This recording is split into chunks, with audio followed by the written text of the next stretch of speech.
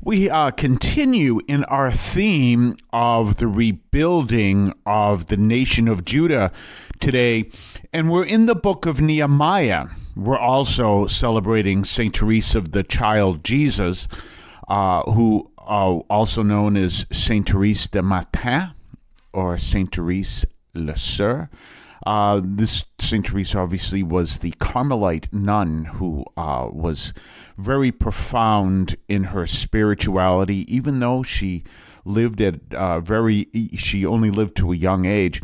And one of the important things that she kept in mind was doing little things for the Lord were powerful and important. That's something I always like to let people know. I mean, sometimes we always think of doing great things, doing powerful things. Well, let me give you a good example. Happened the other day, and this is a minor thing if you really think about it. You know, I do not give money to people who are looking for money at traffic stops. Someone, if I happen to walk along and I happen to have a few dollars on me, I don't really carry cash that often, but occasionally it may happen. And someone asks me for money, I may give them money, but I never do it at a traffic stop because it ties up traffic. So I never do that. And I have no bones about that, but I don't want to tie up traffic. But one of the things I saw the other day was someone was driving along, and they were in front of me, and there was a traffic stop. Someone was actually looking for money, and it all happened in a matter of seconds, so it wasn't a major problem. And the person who was driving handed them a bucket of chicken. Yes, a bucket of fried chicken, I should add. And the person obviously took it and was happy. And that I thought, wow, that is something different. And that is very creative response to helping people who are poor, especially when we look at that theme around this time. But at the same time, it didn't take too long, and it's a creative answer, but it's not a big, huge thing. It's not like the person invented a way to stop homelessness, but on this very personal level, handed the person a bucket of chicken. Wow. Isn't that something? And St. Teresa of Lisieux understood it was doing little things for others that was important. And that might be praying for others or just tiny little things. As a hospital chaplain, I remind people every time I do Mass that if you know someone who is in the hospital and would like a visit from the chaplain, let us know. Or if you end up in the hospital, I say, let us know. And that's important. Now, ironically enough, because of HIPAA rules, if someone is in the hospital, see, you can tell me if someone is in the hospital. I can't tell you if someone is in the hospital. That's against HIPAA rules. So I'm not allowed to do that. But, people will tell me so-and-so is in the hospital. Oh, wonderful. So these are important things, doing little things for the Lord. And that's what St. Therese Lisieux, St. Therese de Matin, St. Teresa Little Flower, all these names, had as a reminder, doing little things for the Lord. But we're looking at Nehemiah today, and Nehemiah is around the same time as Ezra and around the same time as Haggai. Of course, remember, Haggai only preached for 3 months, but Ezra, obviously, in the whole aspect of rebuilding the temple, was obviously more longer time. We're looking at Ezra, but also Nehemiah. Now, Nehemiah, according to the New American Bible, Revised Edition, that Nehemiah was the governor at the time, and he worked for Artaxerxes I, and he asked to go down to Judah to rebuild the city or the nation of Judah. Now, remember, we're kind of looking at, if we look at it from an American perspective, from our American history, we're looking at Reconstruction. So, remember, this follows the Babylonian exile. The nation of Judah was wiped out, but the Lord promised that Judah would be rebuilt. And remember, in the prospect here, he doesn't make the same promise to Israel because Judah repented, Israel didn't, and we don't see Israel again until 1948 AD. But Judah repented, and the Lord promises Judah is going to be this powerful nation that will be this great light to the world. And obviously, not only do we understand that, but we see that even today. That prophecy comes true. But what's happening now is this rebuilding of Judah to this. Now, we've already talked about the temple, the spiritual side, and now we're talking about the civil side, because the Lord is involved in both. We don't want to get caught up in the idea that the Lord is only involved with the spiritual, but not the civil. He's involved with all of it. All of this is a part of who we are as servants of Christ. So when we understand that and we put that together, we realize that we want to bring the Lord into our civil life as well as our religious life. That's a very Catholic principle, and it's an important principle, but we have to understand how to do it. I get it. I get a real kick out in a sense. They want to install the 10 Commandments in classrooms, and of course there are people that hate religion and that right away, or they believe in separation of church and state. No, okay, all that. And they go, no, we can't allow this. No, I remember this got to be at least a decade ago, you may remember this, when the district attorney for the respective county, and this was in the South, there was a 10 Commandments monument, and brought in like a bulldozer, but they pulled it out by chain. They didn't push it out, which a bulldozer normally would do. They pull it out. I forget what you call that. They pulled it out by chain, and they yanked it out of the courtroom because we can't have the 10 Commandments in the courtroom because this was so strict. And I will tell you, I personally think the district attorney, whether it was his idea or someone else's idea, that was something that he will always be remembered for, and probably more in a negative way than a positive way. But you have to look at that and say, at what point do we consider it a bad thing to warn people not to commit murder? I just don't understand that. Not to steal, not to lie, not to commit adultery, not to be covetous to the point you want to steal things.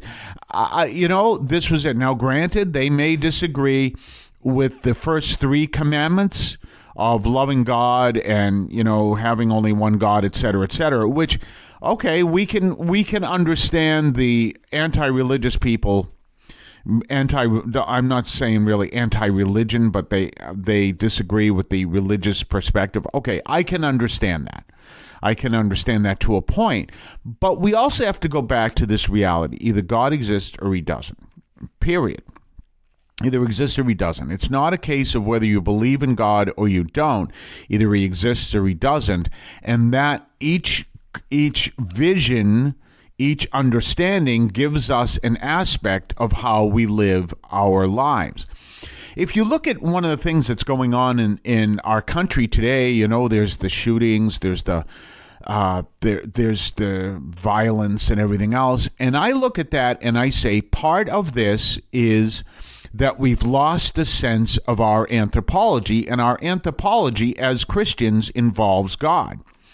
And therefore, people may do these things because they don't see anyone that they have to answer to except for other people. But we as Catholics believe we answer to the Lord. And therefore, we understand, and Catholics and other Christians and Jews, so we understand that we answer to the Lord, so we want to have that fact affect the way we live our lives.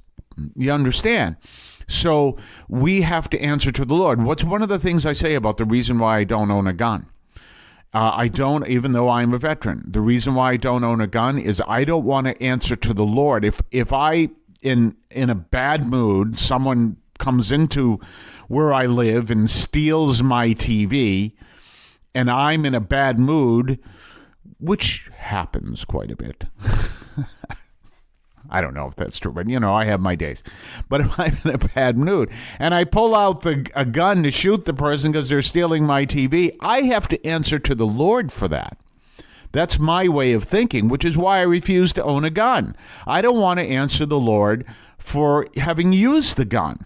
You understand? I mean, always remember the words of Abraham Lincoln. The reason why he never carried a gun is because he knew we'd use it. So when we understand that aspect and we understand that reality and we ask that question, who are we?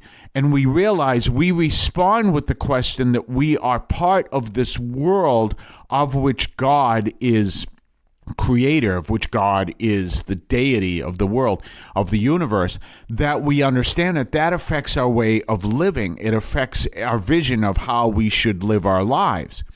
And when you look at a lot of the violence going on in the country and everything else, you can say that's because we took away, it's not so much we took away prayer from schools, we took away the religious understanding, and then people have no one to whom they are accountable.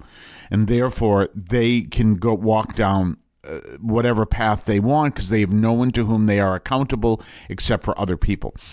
One of my favorite writers, as you know, is H.P. Lovecraft, who, another one who died a starving artist, but who had tremendous influence on people since then, all the big horror writers, including Rod Serling, who, and Night Gallery had some influence from H.P. Lovecraft and Stephen King and so many others. And if you didn't know H.P. Lovecraft, he was from Providence, Rhode Island. Of course, I broadcast here from Massachusetts, so Providence is right next door. And Providence, Rhode Island, and he was an atheist, but he understood that if we could pursue the infinite good, we could also pursue infinite evil. And he understood that concept that a lot of people today do not, even among the atheists. And so that's where his stories are really based in. And one major theme of his stories is do not walk down that path. It's really very strong in his stories, which we lose that when we lose a sense of this reality, this metaphysical reality that is so common in spirituality. We're going to talk more on the other side of the break. You're listening to the Catholic Audio Media Podcast. We'll be right back right after this. You're worried about tomorrow. You can't sleep at all. What do you do now? Well, have you tried Philippians chapter 4? Dismiss all anxiety from your minds. Yes, that admonition can do a lot to calm us down. Paul commands us to trust in the Lord. Rejoice in the Lord always. I say it again, rejoice. So the next time you're worried about tomorrow, find yourself a Bible and look up Philippians chapter 4 and trust tomorrow to the Lord. Don't forget to subscribe to us on Patreon, patreon.com/Catholic Audio Media, patreon.com/Catholic Audio Media. Check us out. Check what we have to offer, previews of upcoming podcasts, previews of upcoming columns over at catholicaudiomedia.substack.com, your ability to comment, make suggestions, even make suggestions in upcoming programs. Check us out, patreon.com, Catholic Audio Media. We're back, and we're talking about this powerful story from Nehemiah, and we're building on that, understanding that the Lord is interested in the civil sphere as well as the spiritual sphere. We don't want to separate the civil from the spiritual. And when we have an understanding of the Lord, then we have an understanding of our accountability to the Lord. We are accountable to the Lord. And that's not to be understood within the context of, we have to live in this terror and this fear. No, because what does the Lord call us to do? He calls us to be loving towards other people. Love God, love of neighbor. So that accountability, it leads us to seek through our prayer to be loving. But that means that we want to realize that the Lord is just as interested in the civil sphere as the spiritual sphere. And that doesn't mean we create a theocracy by any stretch of the imagination. What is a theocracy? Let's talk about that for a second. A theocracy is something which you see in places like Iran, where all your laws are rooted in biblical principles, but to the point where you legislate believing and living the biblical principles. Well, you can't do that because our relationship with God is built on our free will to serve God. There is no such thing as that in biblical principles. That's why we don't believe in Sharia law. Right. There is no such thing of that in biblical principles, because biblical principles are all about, at least, in the New Testament, are all about choosing to be a follower of Christ and acting on being a follower of Christ. That's the aspect. And you can't legislate that. As a Jesuit told me a long time ago, I can give you the story. It's kind of interesting. Jesuit told me a long time ago, you can't legislate charity. I went to him, I spoke to him, this is when I was in the Navy, and we had a master at arms who in his office, he had his office covered with, I guess you'd call them centerfolds, and rather graphic centerfolds of women who were scantily clothed, if clothed at all. And that was in his office. Well, here's the issue. And you might say, well, are you being a little puritanical by saying you shouldn't be there? They shouldn't be there. Actually, no. In the Navy, it's forbidden to have anything hanging on the walls unless it's at certain parameters. And the reason is, actually, I shouldn't say the walls. I should say the bulkheads, because that's the official term of a wall in a ship. The reason is because now you're talking the Navy. So when you're dealing with the Navy, you're dealing with water. And if something goes wrong, it usually has something to do with water. There you go. Well, what happens is there's a device called a dewatering device. I forget what the official word. It's called dewatering. It's the process of dewatering a space. Not bailing it out, which is essentially you're doing, but dewatering a space. Well, say, for example, we had a flood on the ship, which literally happens. I can tell you a story about that, which literally can happen. Well, you have this flood on the ship, and what happens is if you're dewatering the space and you've got this stuff that's attached to the bulkheads, that stuff comes off the bulkheads and it clogs the dewatering stuff, which means now you can't dewater the space. And if you're dewatering it faster than water is coming in, before you stop the water coming in, you can sink. It's a real problem in the Navy. And so I remember I talked to the Jesuit about that, and I said, what should I do? And he looked at me, he says, look, he's the master at arms. You can't legislate charity. He says, you really can't do anything about it. I mean, it's a real problem. If the captain's not doing anything about it, which he should, if the executive officer is not doing anything about it, which he should, and the master at arms, who's there to enforce the laws of the ship, is not doing anything about it, which he should, there's nothing you can do about it. That's not a battle you can fight. So that's that whole aspect. You can't legislate charity. So that's an important aspect. Kind of another story that happened, and this has nothing to do with what we're talking about, but it just shows the fact that when you're in the Navy, you're dealing with water. To this day, if water drips, I wake up like you wouldn't believe. And what happened is one night I was sleeping, and suddenly I hear water and I hear people talking, and one of our spaces got flooded. Now, it severely flooded. Now, this was our power supply for our sonar system. Got flooded. Well, how did it get flooded? Well, there was a tank that was there to deal with condensation. And the tank would fill up but there was an eductor, which is a flow of water that you probably learned this in 6th grade science. It's a flow of water. And this flow of water, if you're emptying a tank, also creates a suction, which will keep the tank empty. So that was working well.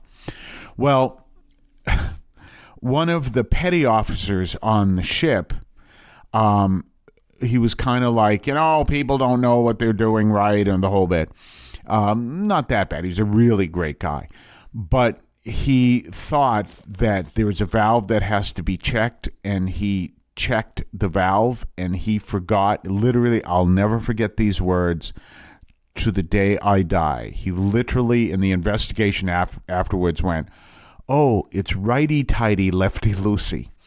He shut off the eductor. He thought that the valve was turned the wrong way, and he shut it off. Well, now what you have is two problems. You have the condensation coming in, and you have the water that's from the eductor that it stops flowing. So now you have any other water that's going to collect. So what happens is this ends up flooding the space. And it actually flooded on a couple levels. So it flooded the space. Now we have this real problem. Oh, and then there was an additional problem where there was the guy who was supposed to check to make sure the flooding alarms worked, and he never did. He just kind of slept through his duty station, didn't care. So it was like a whole series of accidents. It was like, except no one died. It was like, what's that movie series? Oh gosh, Final Destination. It was kind of like Final Destination, except no one died, but it was like just this whole series of things happened. You can imagine the camera showing all this and the dramatic music in the background, the whole bit. And the place flooded, all because of a series of mistakes that any one of them would prevented it from flooding. The first mistake, the guy who didn't do his job to check the flooding alarm, well, if that hadn't happened, then the flooding alarm would have gone off and we would have known. The guy who going righty-tighty, lefty-loosey, if he didn't make that mistake, and it was just a series of mistakes. So in any case, you had this flooding. So the reality of being in the Navy and realizing and concerning yourself about flooding, those two things go together. And here this guy didn't care, and no one else cared, but that could have been disastrous if he was one level down, actually. So it's important to understand that, but you can't legislate charity. That was what the Jesuit had explained to me in that situation. What we need to be people who choose to live what the gospel calls us to do. And when we choose to live what the gospel calls us to do, we grow in faith and love of God, but you can't legislate that. And that's where you have such things as the Puritans who legislated all that there. And then you have the browbeating and the whole bit. I remember a long time ago, I love rock music, especially from the 70s, let's face it. And I'm talking rock music, what we used to call album-oriented rock, which you found in what were ironically called the underground radio stations. The one in Boston, the major one in Boston, well, a couple, but one of them was WBCN. And it's ironic because it was on the 50th floor of the Prudential building, but it was called an underground radio station. Well, that was WBCN, which was a pioneer in this kind of music. And so I love rock and roll, that kind of rock music, Led Zeppelin, and not a big fan of the Rolling Stones, never have been, never will be. Led Zeppelin and, Emerson, Lake and Palmer and all those good groups. Well, in any case, you had that. And I remember people being taught that rock and roll music was evil, and so we mustn't listen to it. And so you get that attitude, oh, well, we mustn't listen to that kind of music. Oh, no, we must. So that was usually my response. Well, that's what happens in a situation where you have this external legislation. Even if it's not literal legislation, it's the group. You see that also in secular groups. Secular groups will be like, oh, you watch that show? Oh, because maybe it's a show that they disagree with. So all of that stuff is real, and that's external pressure. But the Lord calls us to an internal choice of our will in following him, not this external shaming and everything else. That's not what we're called to. We're called to seek to follow the Lord through our prayer and everything else. And so that's an important aspect. That's a central aspect of our faith. This is central. And that not only goes for the church, but how we act in society too. And the more people who act that way, the more just the society becomes, with or without just laws. Oh, well, I didn't mean it the way, with or without laws. Obviously, every society needs just laws. But the opposite, we're realizing, is also true. When you don't have that internal disposition to seek to grow and to come to understand and to seek Christ and to seek to be agents of the kingdom of God, then you have the opposite. Then you have this breakdown. And that's I've explained that all the time, Romans 1. You have this breakdown into violence and everything else. And that's all of that comes together. So we want to be agents of the kingdom of God by seeking to love God and love neighbor. And that's there because we do understand that our faith also carries over into the civil world, and we understand all of that within the context of who we are as people of faith in love with Christ.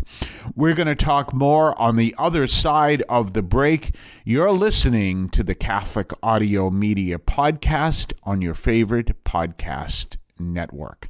We'll be right back. Did you know that you can listen to Catholic Audio Media on the iHeartRadio app? Catholic Audio Media is now available through your iHeartRadio app. If you don't have the app, download it to your smartphone, tablet, or computer and subscribe through the podcast tab to Catholic Audio Media. You'll be able to hear both St. Anthony Overnight and The Voice of St. Anthony, both programs through the app. You can also enable them through your smart speaker and hear them through the smart speaker as well. Just ask for Catholic Audio Media Podcast from iHeartRadio. You can hear them anywhere. You can listen to them as you're jogging. You can listen to them as you're preparing to go to bed. You can listen to them as you're eating and having breakfast or lunch or dinner. You can hear them anytime you want at iHeartRadio through the iHeartRadio app. Don't forget to subscribe to us on Patreon. Patreon.com/Catholic Audio Media. Patreon.com/Catholic Audio Media. Check us out. Check what we have to offer. Previews of upcoming podcasts. Previews of upcoming columns over at catholicaudiomedia.substack.com. Your ability to comment, make suggestions, even make suggestions in upcoming programs. Check us out. Patreon.com, Catholic Audio Media. We're back, and so we've been talking about Nehemiah and that whole story there, and we're going to continue, I do believe, with Nehemiah. Actually, we are. But tomorrow is, of course, the memorial of the guardian angels. And so we're going to look at both. And so we're going to discuss angels again. And this is like Angels Week. No, it's Angels Week at your local Catholic church. Yes, this is like Angels Week. So in any case, we've been focusing on that because, of course, we had the archangels at the beginning of the week, and now here we are. On tomorrow, of course, being Thursday, we're going to talk about the archangels, or the guardian angels. By the way, I wanted to actually get back to something. I discovered that there was an error in Friday's program. Somehow, what ended up on the platform was 45 seconds, if that, of silence. The entire program wasn't there. I don't know what went wrong. I tried to fix it. I do believe the entire program is back, but I don't know what went wrong. And it wasn't something that was going wrong or whatever that was, someone, any kind of, what do you call it, hacking or anything. It was just somehow I made some kind of a mistake the way I saved the program and everything else. But I did resave it and re-upload it when I discovered this problem, because I listened to the program too, I want to see how it sounded and everything else. So then, unfortunately, it was too late for a lot of people. But anyway, it's up there now. We will be back tomorrow as we talk more about Nehemiah and, of course, the guardian angels and everything else in between. Have yourself a blessed day.